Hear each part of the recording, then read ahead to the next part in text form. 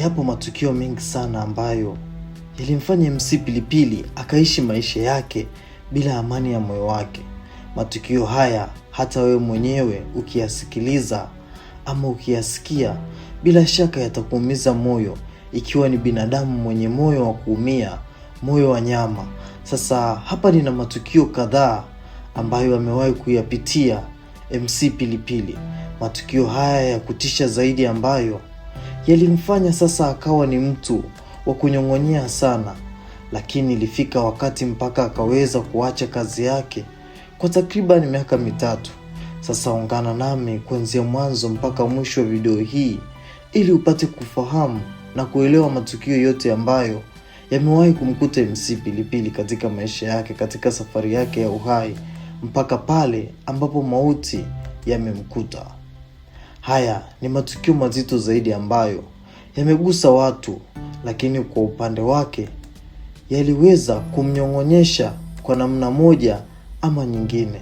Sasa kabla sijaanza kukutajia hayo matukio, kiufupi tu nikukumbushe kwamba kama ni mmoja wa ambao umeguswa na hili tukio kwa kiasi kikubwa, tuungane hapo chini ya video hii kwa kubonyeza neno subscribe, kisha bonyeza alama ya kengele ili uwe wa kwanza kupata taarifa kila muda ambapo tunaziweka.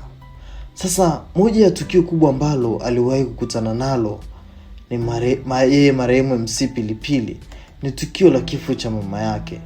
MC Pilipili aliwahi kuambia wanajamii kwamba mama yake mzazi na mama yake mdogo walifariki dunia kwa ajali ya gari wakati ya harusi ya mdogo wake. Alisema kwamba kifo hicho kilimuumiza sana kiasi cha kumlazimisha kuacha kazi kwa muda na shughuli zake za uchekeshaji, yaani kukaa kimya kwa takriban miaka 3. Hilo ni tukio la kihisia kubwa sana kwake na linaweza kuonekana kama ni la kutisha kiakili pamoja na kihisia, hasa kwa msanii aliyejifunza kutumia ucheshi kuwatia watu moyo, lakini mwenyewe alipata majonzi kutokana na hilo tukio. Lakini tukio lingine ambalo aliwahi kutokana nalo MC Pilipili ni tukio la ajali ya gari. Kulikuwa na taarifa mbalimbali za kwamba MC Pilipili alipata ajali ya gari mnamo Septemba mwaka 2017 mkoani Shinyanga. Kwa mujibu wa taarifa za majeraha sehemu mbalimbali za mwili wake, kifua pamoja na kichwa, alilazwa hospitali ya Bugando ambapo aliwekwa mikononi mwa madaktari na kumfanyia vipimo ambavyo vilikuwa vinafahamika kama CT scan pamoja na chest scan na kuona iwapo kuna majeraha ya ndani.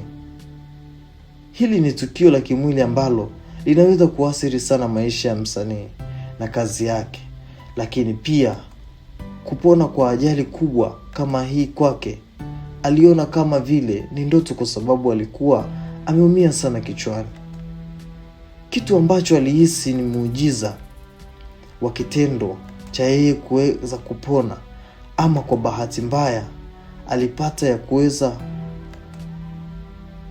kupona katika ajali ile.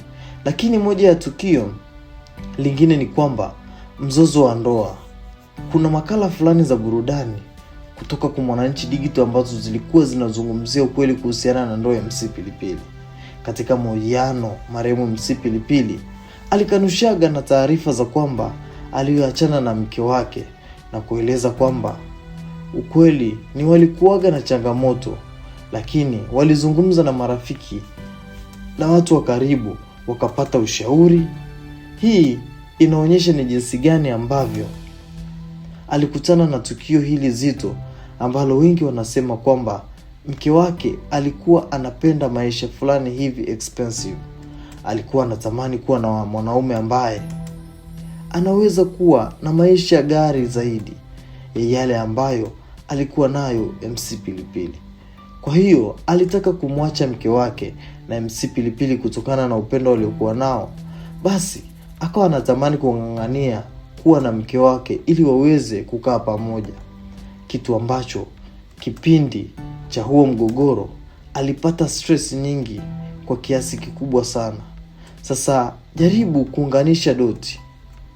tukio la kifo cha ajali ya mama yake pamoja na mdogo wake, huku wakiwa wanaenda kwenye sherehe ya tukio ambalo lilikuwa ni la furaha zaidi.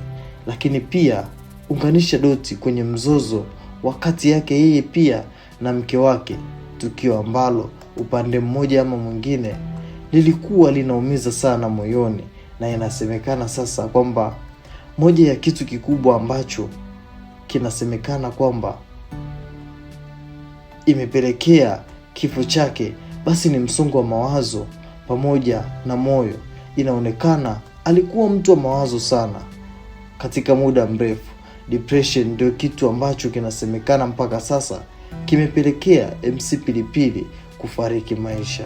Sasa kuna mengi ambayo yanazungumzwa, lakini inasemekana kwamba kwa haya matukio yote yalimfanya MC Pilipili akawa kama vile hayuko sawa, na ndio maana baada ya kusemekana kwamba anataka kuwa mchungaji na alirudi, alikuwa mtu wa Mungu sana, na mpaka siku ambayo mauti anamkuta ilikuwa ni wakati ambao alikuwa ametoka kuposti kwenye Insta story yake huduma ya ibada ambayo ilikuwa inaendelea kufanyika na mmoja wa mtumishi ambaye yeye alikuwa anamkubali sana.